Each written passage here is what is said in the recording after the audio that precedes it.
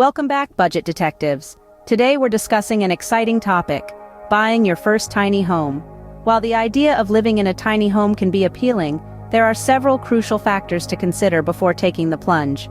In this video, we'll explore 5 must-know tips to help you make an informed decision. But before we begin, make sure to hit the like button and subscribe to our channel for more tips on frugal living and budgeting. Tip 1. Understand zoning laws. Before purchasing a tiny home, it's essential to research and understand the zoning laws in your area. Some areas may not allow tiny homes, or there may be restrictions on where you can place them. Tip 2. Consider location carefully. The location of your tiny home can significantly impact your quality of life. Think about proximity to amenities, job opportunities, and community resources. Tip 3. Budget for hidden costs. While tiny homes are often more affordable than traditional homes, there are hidden costs to consider.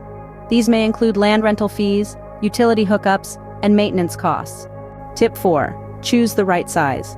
Tiny homes come in various sizes, so it's essential to choose one that meets your needs. Consider your lifestyle, storage needs, and future plans when selecting the size of your tiny home. Tip 5. Plan for the future. While a tiny home may be perfect for your current lifestyle, it's crucial to consider your future needs.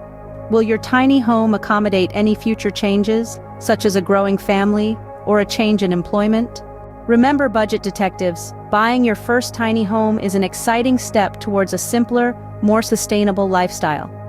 By understanding zoning laws, choosing the right location, budgeting for hidden costs, selecting the right size, and planning for the future, you can make a well-informed decision that meets your needs and budget.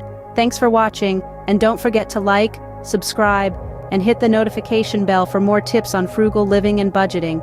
Until next time, stay frugal and live well.